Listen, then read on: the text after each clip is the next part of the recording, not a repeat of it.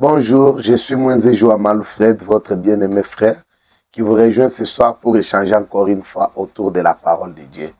Ce soir, je voudrais répondre à des questions qui ont été posées sur les thèmes que nous avions abordés la dernière fois, les thèmes du divorce. Des sœurs m'ont écrit, ils m'ont dit, frère, est-ce que d'après ce que vous avez enseigné sur la parole de Dieu, sommes-nous condamnés à demeurer dans un mariage ou même si le mariage présente un danger qui peut nous prendre la vie? D'autres sœurs m'ont demandé, est-ce qu'il y aura-t-il dans la Bible, y aura-t-il une raison où ça pourrait être possible pour une femme divorcée de se remarier? Ce sont des questions que nous allons tenter de répondre ce soir. D'abord, pour commencer, rappelons que on avait démontré par la parole de Dieu, notamment 1 Corinthiens chapitre 7 et Matthieu chapitre 5, à partir du verset 37 jusqu'en bas. On l'a vu par la Bible, nous pouvons le lire. 1 Corinthiens 7, nous avions vu qu'il était dit,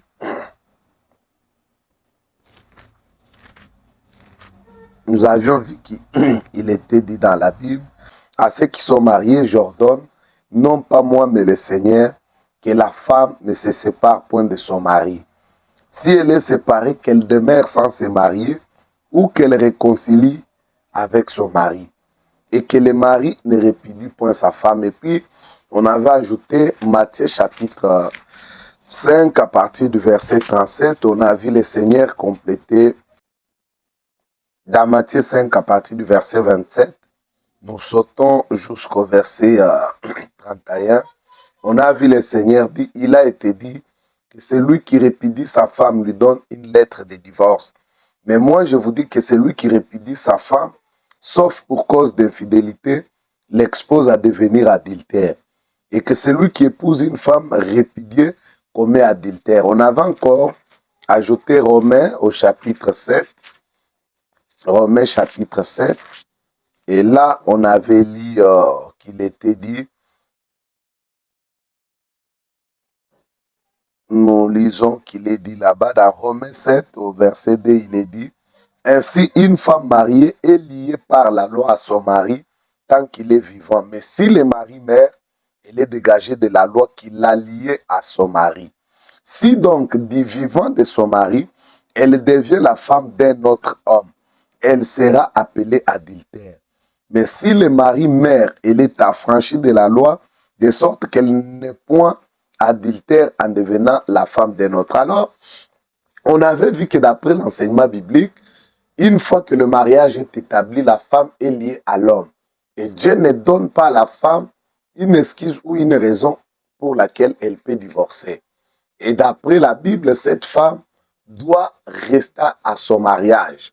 J'avais insisté à l'époque disant que même pour les cas d'infidélité, c'est à l'homme que la Bible donne ces droits-là. C'est à l'homme que Dieu dit qu'elle peut réfugier sa femme sauf pour cause d'infidélité. Cette parole n'est pas adressée à la femme. C'est pour montrer que Dieu veut que la femme reste dans son mariage. Et la Bible a démontré que s'il arrivait que la femme divorçait, elle ne peut plus se remarier. Et là, les sœurs m'ont posé la question, ils m'ont dit, bon, mais est-ce que maintenant, d'après ce que vous avez enseigné, supposons que je suis dans un mariage avec un homme violent qui met ma vie en danger, qui me menace, qui me frappe, qui me sort des couteaux, est-ce que je suis obligé de rester obligatoirement à ce mariage? Le souhait de Dieu, la volonté de Dieu, c'est que la femme reste à son mariage. Mais le Seigneur comprend que la femme peut se retrouver dans un contexte où obligatoirement elle doit partir. C'est pourquoi dans l'écriture qu'on a lu dans 1 Corinthiens 7, 1 Corinthiens 7, la Bible dit, j'y reviens encore pour préciser une chose. La Bible dit, au verset 11, il est dit, commençons au verset 10, il est dit, à ceux qui sont mariés, j'ordonne non pas moi, mais le Seigneur, que la femme ne se sépare point de son mari. Mais maintenant, écoutez le verset 11. Le verset 11 dit, mais si elle est séparée, la Bible reconnaît que ça peut arriver que la femme se retrouve dans un contexte où elle doit partir, où les choses sont tellement insupportables, où les choses sont vraiment invivables, où elle-même, à un moment donné, elle sent sa vie être dangereusement mise en danger. La Bible ne vous lit pas, la parole de Dieu ne vous oblige pas à rester, quelle que soit l'insupportabilité de la situation ou des conditions. Non. La Bible laisse une deuxième option. On dit, mais si elle sépare, donc c'est une possibilité. Seulement à cette possibilité est attachée une condition. Ça, je vais être vraiment beaucoup plus clair et je veux que ça soit bien saisi. La Bible ne vous condamne pas à rester si la condition, si la situation devient vraiment invivable, insupportable pour vous. Vous pouvez risquer votre vie. Ce n'est pas nous qui vous disons à ce niveau, il faut partir de votre mariage. Non.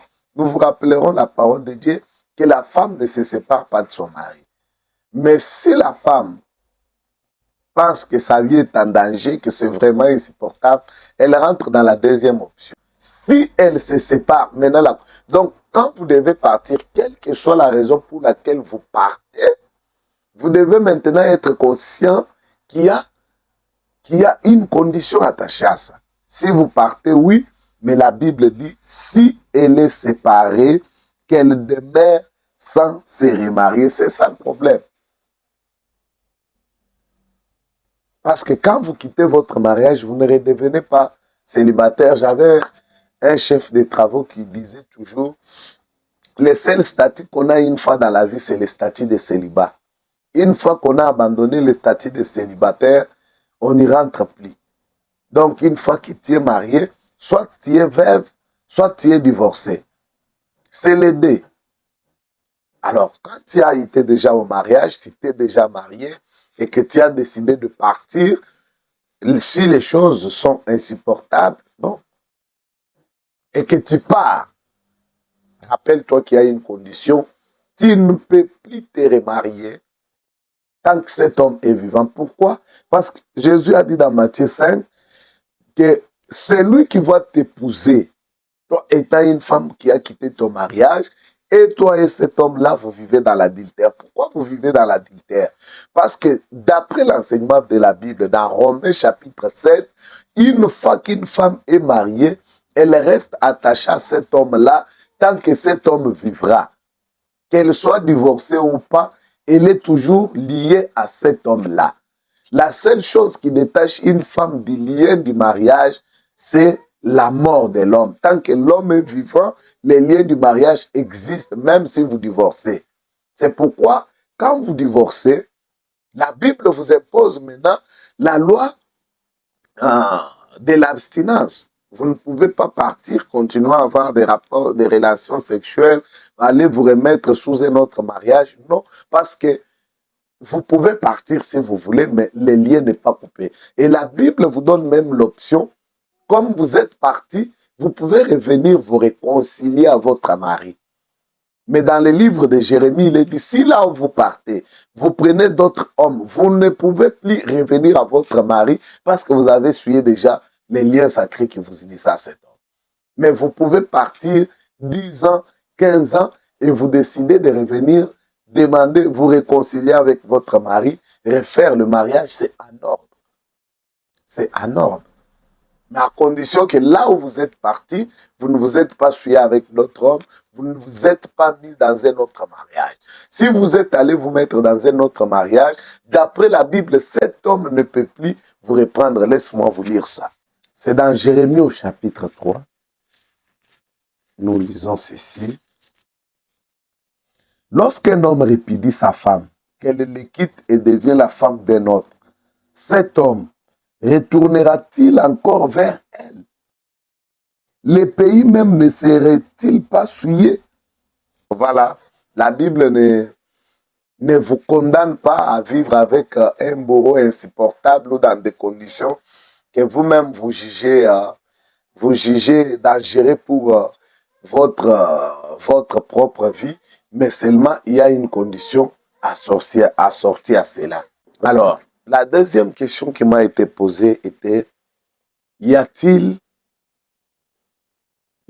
des excuses, y a-t-il des raisons qui pourront faire que une femme chrétienne qui a divorcé de son mari puisse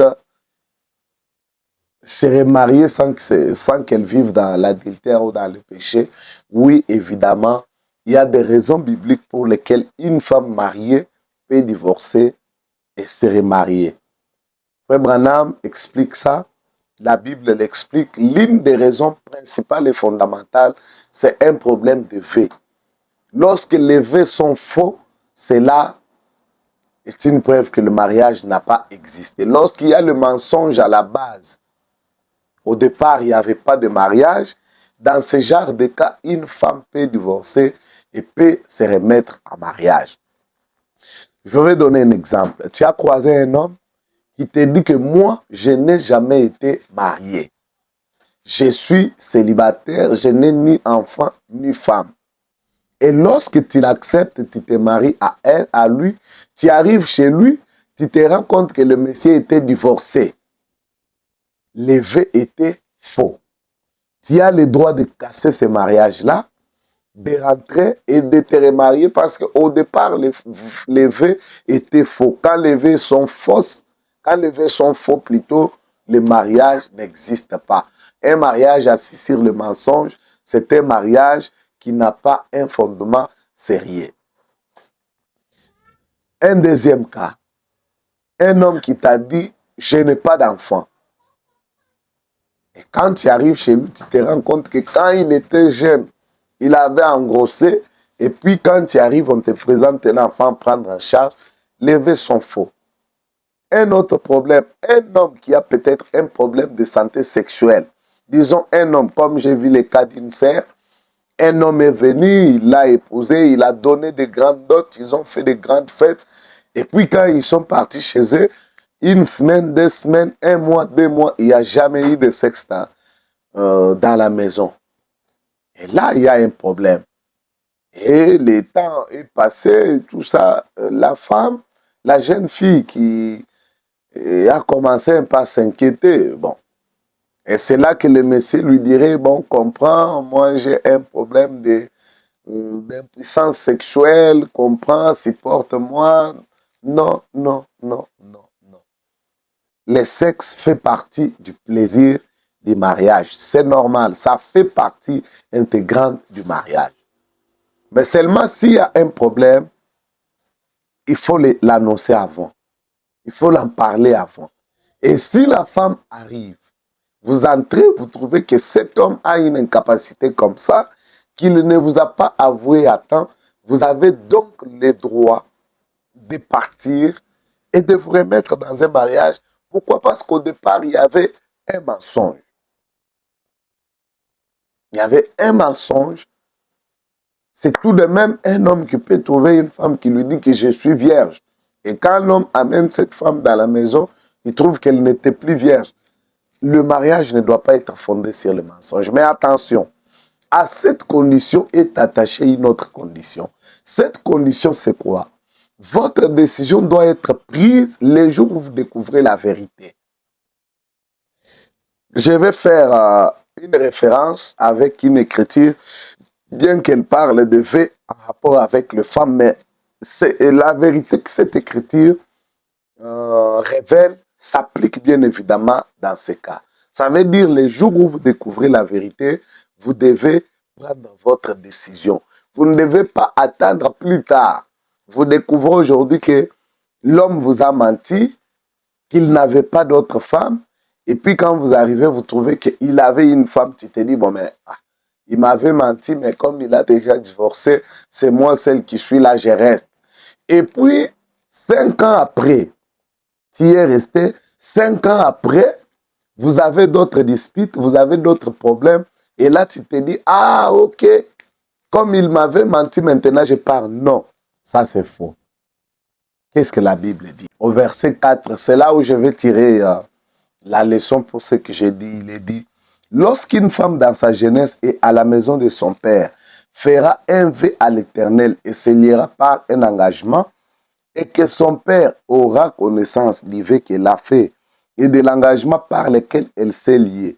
Si son père garde silence envers elle, tout vœu qu'elle aura fait sera valable. et tout engagement par lequel elle sera liée sera valable. Mais si son père la désapprouve, les jours où il en a connaissance, tous ses vœux et tous les engagements par lesquels elle sera liée n'auront aucune valeur et l'Éternel lui pardonnera parce qu'elle a été désapprouvée de son père. Au verset 7, il est dit, lorsqu'elle sera mariée, après avoir fait des vœux ou s'être liée par une parole échappée de ses lèvres, et que son mari en aura connaissance, s'il garde silence envers elle, les jours où il en a connaissance, ses vœux seront valables et les engagements par lesquels elle sera liée seront valables. Mais si son mari la désapprouve, les jours même où il en a connaissance, il annulera les vœux qu'elle a faits et la parole échappée de ses lèvres par laquelle elle s'est liée. Et l'Éternel lui pardonnera. Ici, Dieu établit les principes pour le vœu.